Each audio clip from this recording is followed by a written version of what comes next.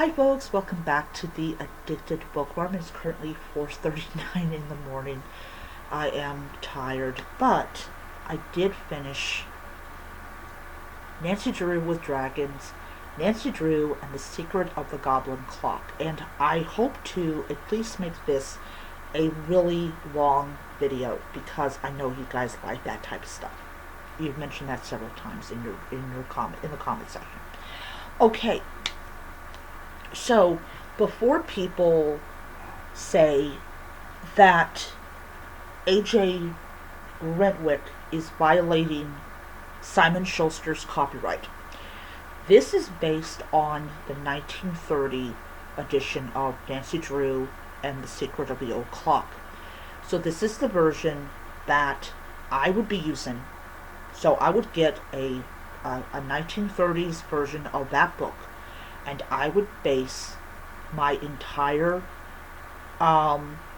story just on that version of the book. So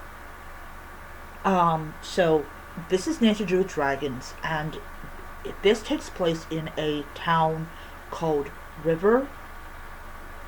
There's a space, Dell. So she's basically making it clear that this is not in the same city that the original book took place in, which is River Heights. Now, of course, it could just be like Riverdale is River Heights, but okay, there we go. Alright, so I acquired this book last week, and I am, as everyone probably knows, I am trying to collect all the Nancy Drew books that have been released. I definitely won't succeed because I'm kind of limiting it to the original series and the Nancy Drew files and the Nancy Drew diaries. I am not going to bother with the other books. Okay, so what is this book about?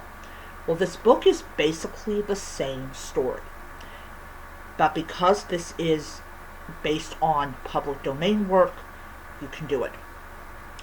So in this one, Nancy is just at the very beginning.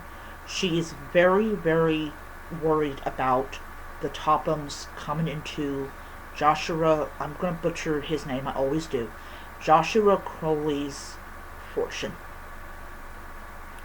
And she basically starts off the same way it starts off in the 1930 version, that basically she doesn't think it's fair that the Tophams are going to get Crowley's money.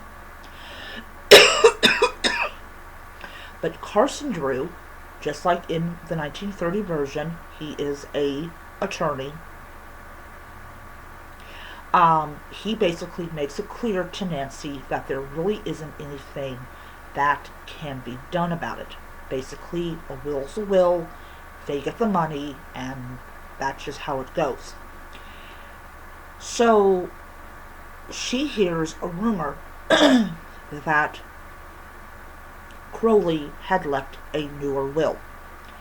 And of course, just like in the 1930 version, and even the 1950ish version, this gets Nancy's attention. So she's kind of envisioning that if the newer will can be found, that it may just cut the Tophams out of it. Of course, Carson kind of, entertains it with her. And so this leads Nancy to try down the road to become the detective that she will end up becoming. Zipper is amazing in this book. The Tophams are absolutely atrocious. There is no way you can make the Tophams look nice. They are not nice. And yes, A.J. Rentwick does a great job in keeping the how much we can't stand them perfectly intact. So, in this world of Nancy Drew, you have You have ogres, you have dragons, you have unicorns, you have reindeer, you have magic, you have spells, potions, things like that. I kind of wish I had beat her to it and wrote it myself. Um, and Nancy is this very spunky, determined witch. And, she is the kind of person in this book, like in the 1930 version and in the 1950 version, because you cannot erase that. She is very determined to do what is right and what is decent and what should be.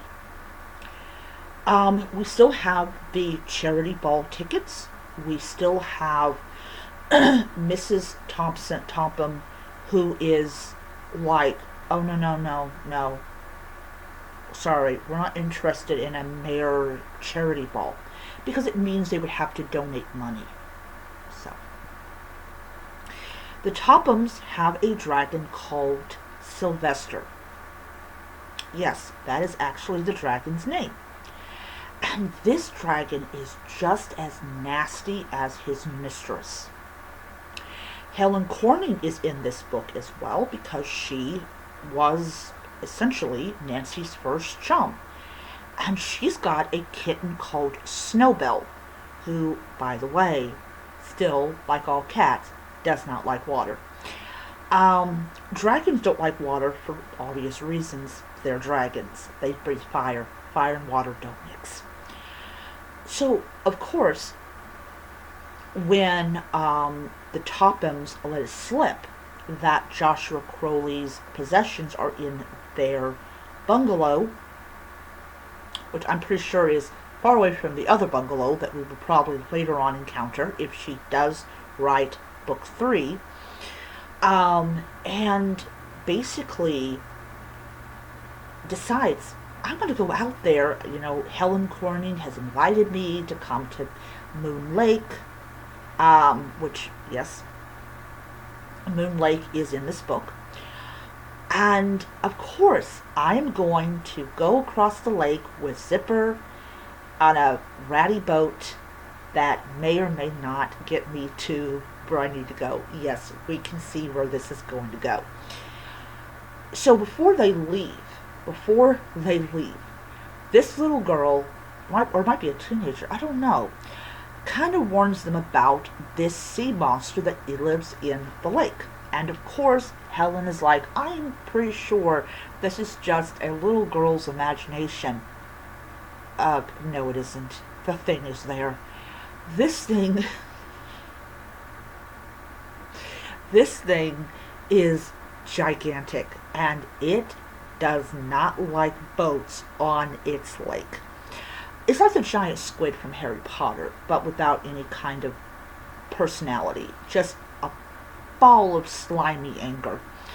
And of course, guess who decides to stow away on that little boat? Snowbell. And Snowbell talks. And Snowbell is not exactly happy with the fact that there is a giant sea monster in a lake. And I can just imagine the look on those two creatures' faces when that thing rises out of the water. It is just too hilarious. It is too funny. And I just got a kick out of it. There is humor in this book. And of course, Nancy throws her strength potion at it, like just throw it at the thing, and it went right into that monster's gullet, and of course it had an effect on that thing, and yeah, luckily they all survived the encounter. Anyways, so we also encounter, I can't pronounce her name. And I will say this, one of the things I really do like about this book is the names I can actually pronounce, which is always good. Please write a second book. Anyways, so we have um, we have basically Nancy getting lessons from this witch, and and she basically says that she can tell that Nancy is destined for great things, which we all know from the original series that she is destined for great things. So we still have the same robbers. They still go and they still trap Nancy and Zipper. Well, Nancy in that closet. This time she's not alone. Um, and of course, just like in the original series, she uses this long pole to get out of the situation. But because she's not alone, because she has that little creature, she's able to much more easily get out of the situation than she does in the 1930, non-magical, non-dragon version. Um, Nancy has to be um, a little bit more, um, like, um, cunning. That's the word I'm looking for, cunning. Than she, because because in the 1930 version, the thieves are driving a truck, but because in this world there is no trucks, there's no cars, none of that type of stuff.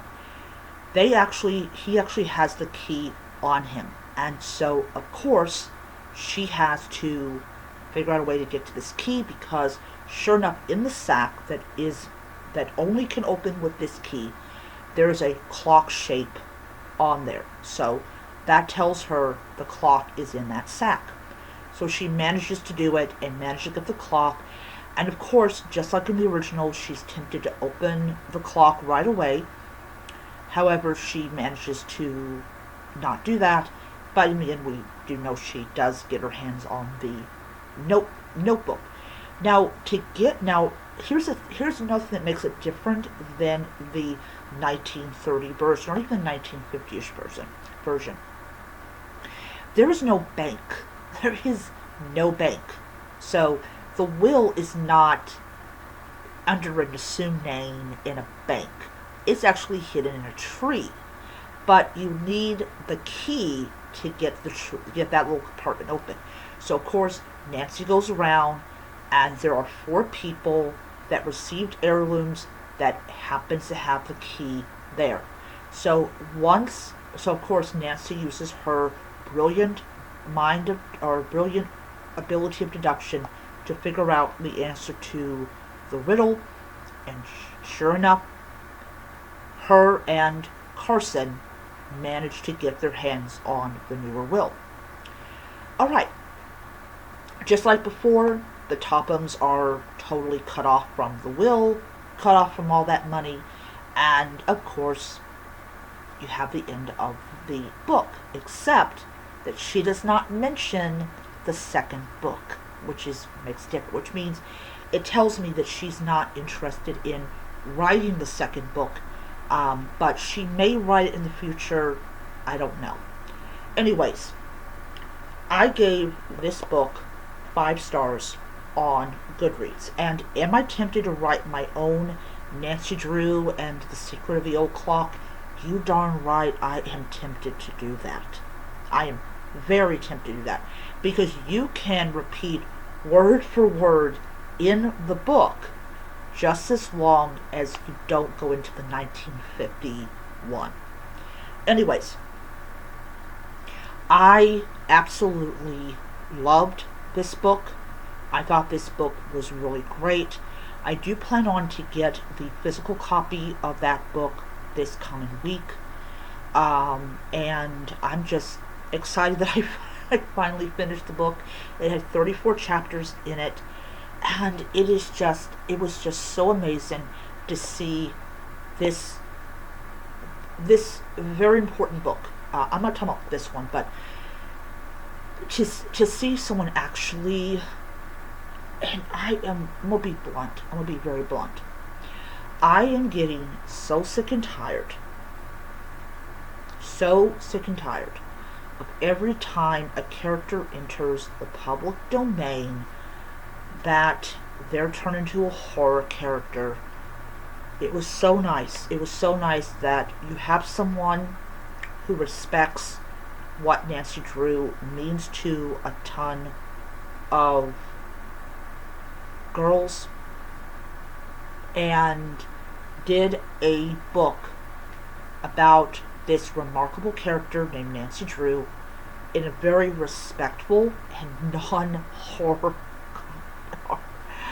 Yes, I am very happy about that. Very happy about that. This is a magical world that I'm definitely going to revisit from time to time.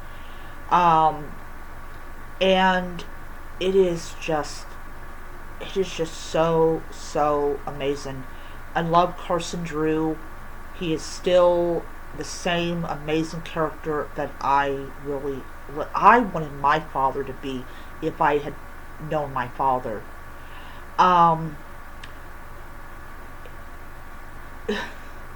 I still can't get over, I still have that vision of those two creatures with that expression. But yeah, but I really do hope that she comes back and gives us some more from this world. The Hidden Staircase, the Bungalow Mystery, the Lilac Inn, the all those wonderful things.